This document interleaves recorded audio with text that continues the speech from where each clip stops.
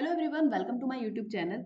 अगर आप EMRS, KVS या एनबीएस, टीजीटी मैथ्स की तैयारी कर रहे हैं तो इस वीडियो में हम आपके साथ डिस्कस करेंगे कि जो हमारे पास रियल नंबर की जो हमारे पास क्वेश्चन की जो सीरीज चली हुई है। मेरे चैनल पर 2 वीडियो ऑलरेडी अपलोडेड हो चुकी है जिसमें मैंने एमसीक्यू क्वेश्चन के बारे में डिस्कस किया है। इस वीडियो में मैं उसके डिस्क्रिप्टिव क्वेश्चंस जो हैं उनके बारे में डिस्कस करूंगी। तो देखिए, वीडियो को स्टार्ट करते हैं।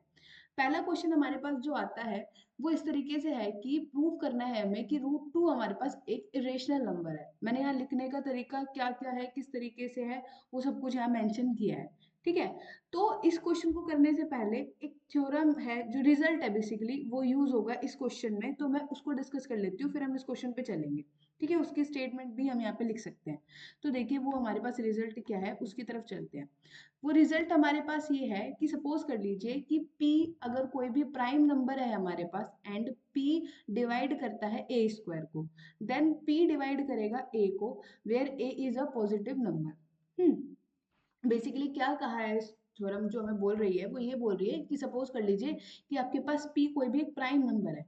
p हमारे पास कैसा नंबर दे रखा है, इधर प्राइम नंबर दे रखा है। उसने ऐसा बोला है कि और अगर प्राइम नंबर किसी भी मतलब कोई भी प्राइम नंबर किसी नंबर के स्क्वायर को डिवाइड कर रहा है ना, देन वो प्राइम नंबर उस नंबर को भी डिवाइड करेगा। इस तरीके से भी समझ सकते हैं। और दूसरा नंबर हम ये भी तो सोच सकते हैं ना कि प्राइम नंबर है, प्राइम नंबर कौन कौन से नंबर को डिवाइड करता है। प्राइम नंबर या तो खुद को डिवाइड करता है, प्राइम नंबर के सिर्फ 2 डिवाइजर होते हैं, 2 डिवाइजर होते हैं, एक तो p होता है और एक वो खुद होता है। तो अगर वो प्राइम नंबर किसी नंबर के स्क्वायर को डिवाइड कर रहा है तो ऑफकोर्स उस नंबर के स्क्वायर में वो प्राइम नंबर आ रहा होगा, तभी तो वो उसको डिवाइड कर रहा होगा ना। बस यही ये थ्योरम यहाँ पर ये बोल रही है, और इससे रिलेटेड और कुछ नहीं, बस यही थ्योरम बोल रही है। तो इसी वजह से वो प्राइम नंबर उस नंबर को भी डिवाइड कर देगा अगर किसी नंबर के स्क्वायर को डिवाइड कर रहा है। तो जस्ट सिंपल। देखो यहाँ पर यही मैंने यहाँ पे मेंशन किया है। ये थ्योरम तो आई थिंक नहीं पूछी जाएगी, इससे रिलेटेड जो क्वेश्चन है ना उनके बारे में हम डिटेल में डिस्कस करेंगे। तो देखो यहाँ पर यही लिख रखा है, कंपोजिट नंबर दे रखा है। अब कोई ना कोई कंपोजिट ही नंबर होगा ये। ठीक है, अगर हमारे पास कोई कंपोजिट नंबर दे रखा है और हम जानते हैं, हमारे पास जो थ्योरम है वो ये कहती है कि हमारे पास कोई भी कंपोजिट नंबर होता है तो मैं उनको उन मतलब उनको लिखने के लिए जो प्राइम फैक्टराइजेशन होती है वो हमारे पास यूनिक होती है। मतलब किसी भी नंबर को मैं प्राइम नंबर की डिकम्पोजिशन की फॉर्म में लिख सकती हूँ और वो यूनिक होता है। मतलब जैसे मैं अगर 4 को लिखूंगी तो वो मैं 2 into 2 into 1 ही लिख सकती हूँ, और कोई तरीका नहीं है कि in terms of prime number में लिखूँ तो और कोई लिखूँ। तो यही एक तरीका होता है। जैसे कि आप कोई भी नंबर ले लीजिए, 20 ले लीजिए, 20 को लिखने के लिए आप 2 into 2 into 5 into 1 ही लिखोगे। यही इसी की बात होती है कि कोई भी कंपोजिट नंबर होता है उनको मैं इन टर्म्स ऑफ या फिर उनको मैं प्राइम नंबर के प्रोडक्ट की फॉर्म में लिख सकती हूँ और वो यूनिक होता है, ये ध्यान रखना है। तो उसने अकॉर्डिंग टू द थ्योरम उसने ये बोला कि ए आपके पास कोई भी नंबर है तो ए को इस तरीके से लिख दिया और स्क्वायर कर दिया। अब पी क्या कह रहा है, लेट पी डिवाइड कर रहा है ए स्क्वायर को, then by fundamental theorem of arithmetic p is one of the factor. अभी मैंने डिस्कस किया ना कि भाई अगर p a स्क्वायर को डिवाइड कर रहा है तो दूसरी बात हमारे माइंड में क्या आती है कि भाई अगर p कोई भी नंबर को डिवाइड कर रहा है तो p के बाद ओनली 2 फैक्टर होते हैं, या तो एक होता है या फिर p होता है। प्राइम नंबर के पास 2 ही फैक्टर होते हैं, या तो वो खुद होगा या फिर वो 1 होगा। अगर p फिर भी a स्क्वायर को डिवाइड कर रहा है तो a स्क्वायर के पास p के जैसा कोई ना कोई फैक्टर उसके अंदर प्रेजेंट होगा। यहाँ पर मैंने यही लिखा है, let p divide a square, then by fundamental theorem of arithmetic p is one of the factor, p उसके अंदर प्रेजेंट होगा जो a स्क्वायर का फैक्टर होगा। Now the uniqueness of fundamental theorem of arithmetic suggest that only prime factor of a square are, ये है हमारे पास, hence p is one of the factor. इनमें से ही कोई होगा, क्योंकि जब हम किसी भी नंबर की प्राइम फैक्टराइजेशन लिखते हैं तो ये सारे के सारे नंबर मेरे पास प्राइम ही होते हैं। और अगर p इनमें से p अगर मेरा इस प्राइम p अगर मेरा इसको डिवाइड कर रहा है, बेसिकली इस इन प्राइम नंबर के स्क्वायर के प्रोडक्ट को डिवाइड कर रहा है, तो मेरे पास कंफर्म है कि इन्हीं में से एक नंबर p होगा, इन्हीं में से एक प्राइम p होगा। दैट्स वाई p डिवाइड कर रहा है मेरे पास a स्क्वायर को। ठीक है, फिर वो डिवाइड कर, अगर p a अब इनमें से किसी एक स्क्वायर को डिवाइड कर रहा है और वो p का स्क्वायर ही होगा कुछ, या फिर कुछ और तो कुछ नहीं हो सकता ना, या तो p स्क्वायर को डिवाइड करेगा या 1 स्क्वायर को डिवाइड करेगा। तो दैट्स वाई, तो इसीलिए हम यहाँ से कहेंगे hence p is one of the this this show that p a को भी डिवाइड कर जाएगा। यही हमारे पास थ्योरम थी। ये थ्योरम बेसिकली जो हमारे पास हम आगे क्वेश्चन करने वाले हैं, जैसे हमारे पास जो क्वेश्चन इस तरीके के हैं कि प्रूव करिए कि √2 हमारे पास इरेशनल नंबर होगा, √3 हमारे पास इरेशनल नंबर होगा, या फिर √3 प्लस √5 मेरे पास इरेशनल नंबर होगा। इस तरीके के क्वेश्चन या जो करने के लिए हमें कई बार कुछ थ्योरम्स की रिक्वायरमेंट होती है, उनमें से एक ये थ्योरम भी है। ठीक है, तो देखिए आगे चलते हैं अपने क्वेश्चन की तरफ, जो हमारा टारगेट है बेसिकली उसकी तरफ। ठीक है, पहला क्वेश्चन जो मैंने लिया है वो मैंने ये लिया है कि मुझे प्रूव करना है, now we have to prove that √2 मेरे पास कैसा नंबर है, √2 मेरे पास एक इरेशनल नंबर है, मुझे ये शो करके दिखाना है। तो इस तरीके का क्वेश्चन को करने के लिए यहाँ पर मैंने पूरा फॉर्मेट बताया है कि हम किस तरीके से लिख सकते हैं। ठीक है, इसको लिखने के लिए जो जो फॉर्मेट जो है वो बताया। तो पहले हमारे पास आता है कि मुझे ये लिखना है कि √2 मेरे पास एक इरेशनल नंबर है। तो हम इस तरीके के क्वेश्चन को प्रूव करने के लिए कॉन्ट्राडिक्शन का यूज करेंगे। कॉन्ट्राडिक्शन का यूज करेंगे मतलब जो दे रखा है उसको उल्टा मान के चलेंगे। तो कैसे हम लिखा मैंने, late us assume that √2 is an rational number है। रेशनल नंबर है तो √2 को मैं कैसे लिख सकती हूँ, p बाई क्यू की फॉर्म में लिख सकती हूँ। p क्यू मेरे पास इंटीजर है, क्यू नॉन जीरो। ये मैंने सब कुछ मेंशन कर दिया, जो रेशनल की जो भी थी वो मैंने यहाँ पे मेंशन कर दी रेशनल की प्रॉपर्टी से। अब देखो ऐसा हो सकता है ना कि p बाई क्यू मेरे पास, p बाई क्यू के पास कॉमन फैक्टर हो, तो अगर वो कॉमन फैक्टर को हटा देंगे तो वो मेरे पास किस फॉर्म में हो जाएगा, a बाई b की फॉर्म में हो जाएगा। यही मैंने यहाँ पर लिखा है कि p and q have a common factor other than 1, then on dividing by the common factor we have a b where a b are co-prime number। तो a b मेरे पास co-prime number हो जाएंगे। co-prime number लिखना जरूरी है, ये चीज लिखना जरूरी है अगर इस स्टेप पे आ रहे हो तो। क्यों लिखना जरूरी है, co-prime का नंबर हो, co-prime का मतलब होता है कि उन दोनों में जो हाईएस्ट कॉमन फैक्टर है मतलब HCF है इन दोनों नंबर का, वो 1 है। ये ध्यान रखना, कोप्राइम का मतलब यही है कि जो HCF निकल कर आया है ना मेरे पास AB का, वो कितना है, 1 है। AB का HCF को मैं ओपन ब्रैकेट से भी रिप्रेजेंट कर देती हूँ कि वो मेरे पास कितना है, 1 है।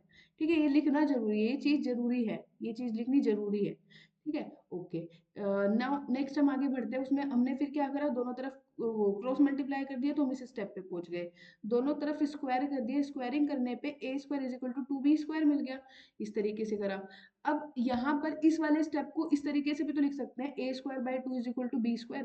ये वाली चीज भी तो सेम ही चीज रिप्रेजेंट कर रही है कि a² by 2 is equal to b²।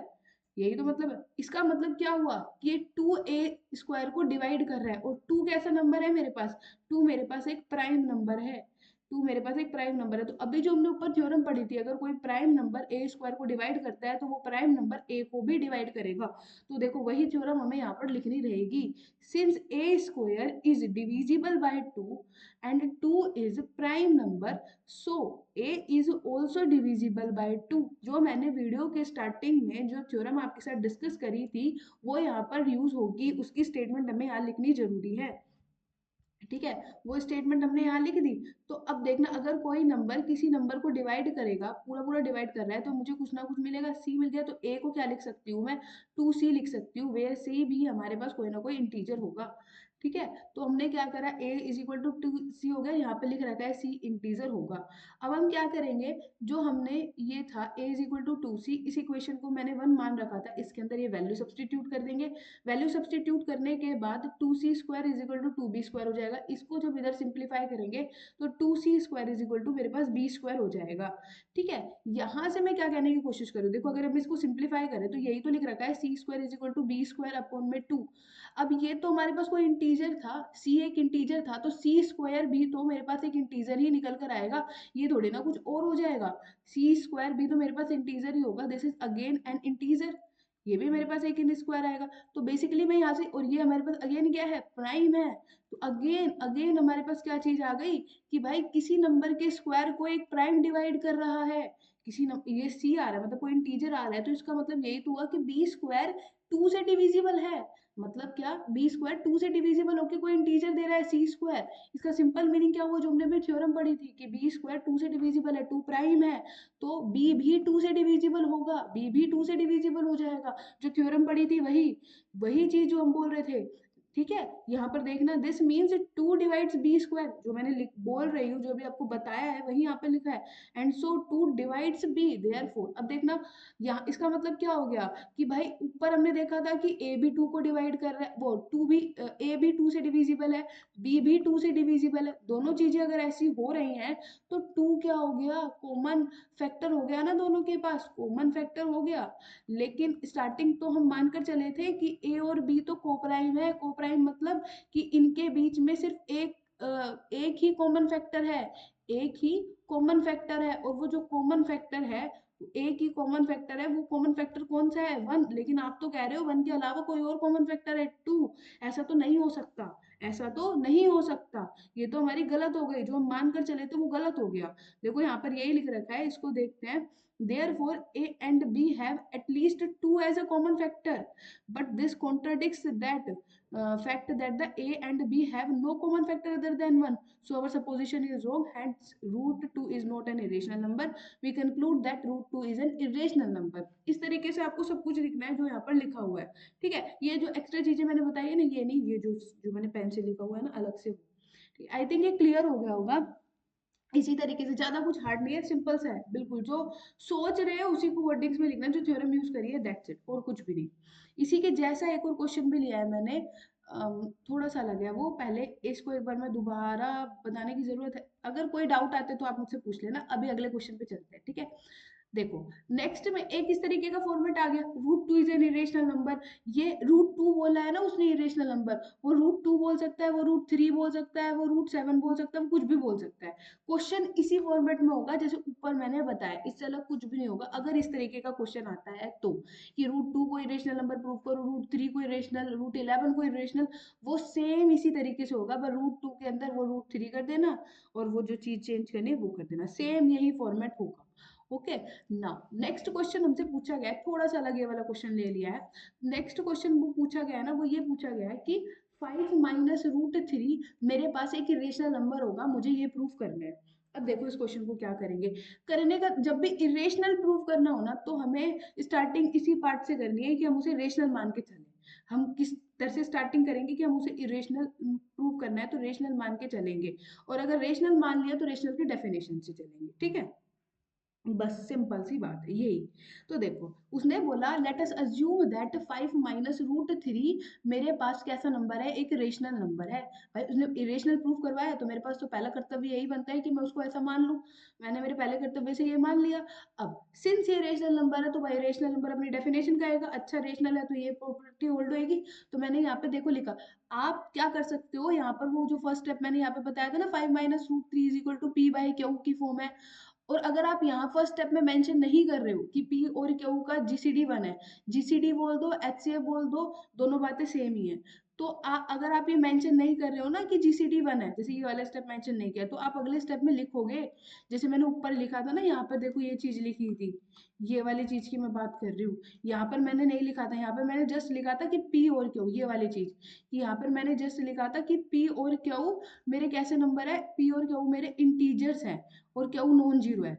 तो मुझे ये सेकंड स्टेप लिखने की रिक्वायरमेंट थी कि if p and q have common factor other than 1, then on dividing by that common factor we have root two is equal to a by b. मतलब मुझे इस स्टेप पे जाना ही पड़ेगा कि ए और बी, और ए और बी मेरे पास कैसे नंबर हो, को प्राइम हो। याद रखना ये वाली चीज करनी पड़ेगी, तब क्वेश्चन स्टार्ट होएगा। अगर जो मैंने सारी चीजें बताई है ना कि वो हम डिवाइड कर देंगे, पहला स्टेप ये है, तो इसी स्टेप पे जाना ही पड़ेगा, इसी स्टेप के बाद ही क्वेश्चन स्टार्ट होएगा।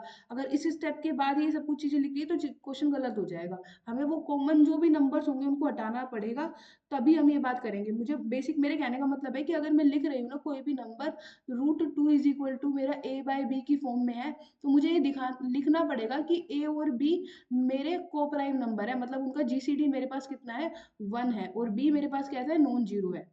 अगर स्टार्टिंग में इधर से स्टार्ट करते हो तो बात अलग है, लेकिन अगर आपने रेशनल नंबर की डेफिनेशन से स्टार्ट किया है, तो आप पहले इस स्टेप पे जाओगे, देन आगे करोगे, ठीक है। ये सब चीज थी। जैसे अब ये वाला क्वेश्चन देखो, यहाँ पर जो मैंने किया है ना, यहाँ पे मैंने क्या लिया, let us assume that 5 minus root three मेरे पास कैसा नंबर ले लिया मैंने, ये रेशनल नंबर ले लिया। अब रेशनल नंबर लिखने के बाद देखो मैंने क्या लिखा, वी कैन फाइंड, देखो यहाँ पे लिखा है मैंने, we can find coprime a and b number ले लिए, जो बी तो हमारे पास नॉन जीरो है और ये दोनों एक दूसरे के को प्राइम है, सच दैट 5 - √3 हमारे पास ए बाय बी की फॉर्म में है।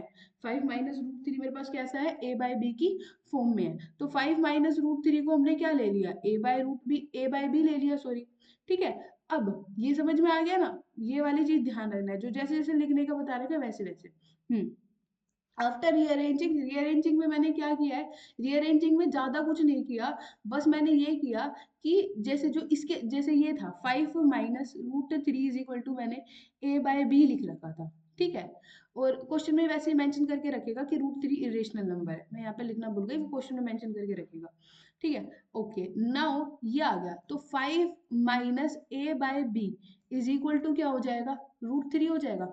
मतलब ये रेशनल था, ये भी रेशनल था, तो मैं रेशनल रेशनल को एक साइड ले आई और जो अलग नंबर था उसको दूसरी साइड ले गई, ये किया मैंने। ठीक है, अब इसके बाद देखो क्या हो गया, इसके बाद मैंने जब इसको सिंप्लीफाई किया, भाई यही तो था 5 - ए बाय बी। अब जब इसका एलसीएम लोगे तो एलसीएम लेने के बाद आप यही तो पहुंच जाओगे, ये वाले स्टेप पे आप यही तो पहुंच जाओगे। यहाँ पर हम जब एलसीएम लेंगे तो हम यही तो पहुंचेंगे कि ये हमारे पास ये आ जाएगा। ठीक है, ये वाला नंबर आ गया हमारे पास, यहाँ पर ये पहुंचने के बाद इज इक्वल टू हमारे पास आया √3। अब देखो इससे आगे बढ़ते हैं थोड़ा सा, यहाँ पर हम देख पा रहे हैं कि ये हो गया। अब देखना ए एंड बी दोनों के दोनों हमारे पास कैसे थे, इंटीजर्स थे, तो हमें 5 - ए बाय बी भी तो एक रेशनल ही मिलेगा। क्यों मिलेगा रेशनल, क्योंकि हमें पता है, हमें क्या पता है कि इंटीजर्स सारे के सारे रेशनल ही तो होते हैं भाई, इंटीजर रेशनल के अंदर ही तो कंटेन्ड होते हैं। और दो रेशनल का जो डिफरेंस होता है वो अगेन एक रेशनल नंबर होता है, क्योंकि रेशनल नंबर क्लोज्ड होते हैं अंडर एडिशन और सब्ट्रैक्शन। ठीक है, ये ध्यान रखना है। तो ये हमारे पास आ गया। अब देखना भाई क्या बोल रहा है, ये जो लिख रखा है वही चीजें बता रही हूँ। अब और एंड √3 मेरे पास कैसा नंबर है, इरेशनल नंबर है। यहाँ पर LHS RHS के इक्वल है क्या, LHS RHS के इक्वल है ही नहीं, so our supposition is wrong, hence 5 - √3 is an irrational number. जो हम मान के चले थे वो गलत था, इसलिए वो इरेशनल नंबर हो गया। ठीक है, ये वाला क्वेश्चन इस तरीके से होगा, ये वाला ज्यादा सिंपल है, उससे तो ज्यादा ही सिंपल है। एक इस तरीके का क्वेश्चन देखने को मिल सकता है, देखो मैं दो तीन जितने भी फॉर्मेट के इस पर क्वेश्चन बन रहे हैं ना, वो सारे इस वीडियो में मैंने डिस्कस किए हैं। एक इस तरीके का क्वेश्चन देखने को मिल सकता है, क्या है ये देखिए, ये कह रहा है प्रूव करो √3, देखो प्रूव करो √3 + 5 इज एन इरेशनल नंबर है, given that √3 is an irrational number है। जबकि वो बोल रहा है कि √3 मेरे पास इरेशनल नंबर है। सपोज अगर वो √3 ना बोल के रखे ना इरेशनल नंबर, तो प्रूफ करना पड़ेगा, वो क्वेश्चन के मार्क्स पे डिपेंड करेगा कितने मार्क्स का है। जैसे अभी बोल रहा है prove that √3 + √5 is an irrational number, तो इस तरीके के क्वेश्चन में क्या करेंगे, वही सबसे पहला स्टेप याद रखना है। जब भी इस तरीके के क्वेश्चन आए तो हम ये मान के चलेंगे कि वो जो नंबर जिसे मुझे इरेशनल प्रूव करना है कि वो एक रेशनल नंबर है। तो मैंने मान लिया कि √3 + √5 मेरे पास कैसा नंबर है, एक रेशनल नंबर है। ये मैं स्टार्टिंग से ही मान के चली कि भाई मैंने मान लिया कि मेरे पास कैसा नंबर है, ये हमारे पास है रेशनल नंबर, मैंने मानकर चल लिया। रेशनल नंबर मैंने मान के चल लिया, तो देखना अब क्या होएगा। रेशनल नंबर मैंने मानकर चल लिया, मान लिया, तो अब रेशनल नंबर मान लिया तो वही वाली चीज होएगी ना कि मेरे पास पहली बात √3 + √5 को फिर मैं क्या लिखूंगी, ए बाय बी की फॉर्म में लिखूंगी। देखो स्टेप बाय स्टेप चलना है, कुछ ज्यादा करना ही नहीं। तो ए और बी तो मेरे पास क्या होंगे, पॉजिटिव इंटीजर्स होंगे, क्योंकि पॉजिटिव ही नंबर है, पॉजिटिव इंटीजर्स होंगे और पॉजिटिव इंटीजर्स होंगे, है ना, हाँ। और ए और बी का जो जीसीडी है वो 1 होएगा, जीसीडी बोल दो या फिर उन दोनों को को प्राइम बोल दो, बात दोनों सेम है। अगर आप ऐसे लिख दोगे ना कि HCF of AB is equal to 1, तो भी बात सेम है। अगर आप ऐसे लिख दोगे कि GCD of AB is equal to 1, तो भी बात सेम है। और अगर आप ऐसे लिख दोगे कि वो दोनों नंबर को प्राइम है, तो भी वो बात सेम ही है कि वो दोनों एक दूसरे के को प्राइम, मतलब उनके अंदर कॉमन फैक्टर सिर्फ और सिर्फ 1 प्रेजेंट है, उसके अलावा उनमें कुछ भी कॉमन नहीं है। ठीक है, तो हमने यहाँ पर लिख दिया, ये सारी चीज लिख दी थी, फिर इसके बाद हम इस स्टेप पे आ गए। उसके बाद मैंने क्या किया, मैं इस √3 को इधर उठाकर ले गई, तो A by B minus √3 is equal to √5 कर दिया। अब मैंने क्या करा, स्क्वायरिंग कर दी दोनों साइड। जैसे ही मैंने स्क्वायरिंग करी तो मेरे पास यहाँ पर क्या फॉर्मूला लग जाएगा, यहाँ मेरे पास फॉर्मूला लग गया a - b² का, तो ये हो जाएगा a² + b² - 2ab is equal to, और √5 का जब आप स्क्वायर करोगे, जब आप इसका स्क्वायर करोगे तो ये हमारे पास 5 है तो निकल कर आएगा, ये लिख दिया। दिया। तो देखो a माइनस बी, ए का a बाय बी का स्क्वायर करोगे तो a स्क्वायर बी स्क्वायर, √3 माइनस √3 का स्क्वायर करोगे तो 3 आ जाएगा, क्योंकि √3 का स्क्वायर करने पे 3 आएगा, -2√3 a बाय बी आ जाएगा। ठीक है, अब मैंने क्या करा, मैंने ऐसा करा कि देखो पहली बात तो a बाय बी मेरे पास एक रेशनल नंबर था, तो रेशनल का स्क्वायर करने पर भी रेशनल नंबर रहेगा, ये रेशनल, ये भी हमारे पास है। इस नंबर को मैं इधर ले आई और इस नंबर को मैं उधर भेज दिया। जो सेम जैसे नंबर है, एक जैसे, जो जिनकी प्रॉपर्टी एक जैसे उनको एक साइड, जिनकी प्रॉपर्टी थोड़ी अलग है उनको दूसरी साइड भेज दिया। भेजने के बाद मुझे दिखा कि ए स्क्वायर अपॉन में बी स्क्वायर है, +3 -5, ये हमारे पास -2 है। इसको जब मैं सिंप्लीफाई कर रही हूँ तो कुछ ऐसा दिख रहा है, और ये वाला नंबर मेरे पास कुछ इस तरीके से था, जो भी इसमें a बाय बी था ना वो इधर भेज दिया दूसरी साइड। अब यहाँ से वही वाले जो हमने ऊपर वाले क्वेश्चन में देखा था, सेम वैसे ही हुआ। सिंस ए बी हमारे पास इंटीजर है, देयरफॉर ये भी मेरे पास एक रेशनल नंबर बन जाएगा, है ना, ये, और दिस इम्प्लाइज दैट। अब देखो भाई क्या कहने की कोशिश कर रहा है ये, अगर मैं ऐसा लिख रही हूँ कि A square -2b² 2ab is equal to √3 है, और मैं जब साफ साफ बोल रही हूँ आपको, ये मैं दिखा रही हूँ कि भाई ये रेशनल है, ये कैसा नंबर है मेरे पास, रेशनल नंबर है, और √3 इसके इक्वल है, तो भाई आप इसका मतलब तो यही होगा, ये तो यही इंप्लाई करेगा √3 भी रेशनल होना चाहिए। But it is a contradiction to the fact, ये तो हमने पहले भी प्रूव किया था, और आपने गिवन भी कर रखा है कि √3 मेरे पास इरेशनल है, तो our supposition is wrong, hence √3 + √5 is an irrational number. तो यहाँ से ये हो जाएगा।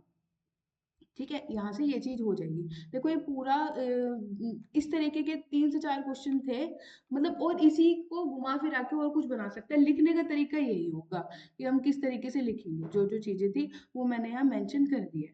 ठीक है, ये कुछ और क्वेश्चंस है जो नेक्स्ट वीडियो में पहले एलसीएम एचसीएफ के बारे में डिस्कस करेंगे, फिर ये एलसीएम एचसीएफ से जो रिलेटेड क्वेश्चंस है ना, फिर नेक्स्ट वीडियो में उसके बाद डिस्कस करेंगे।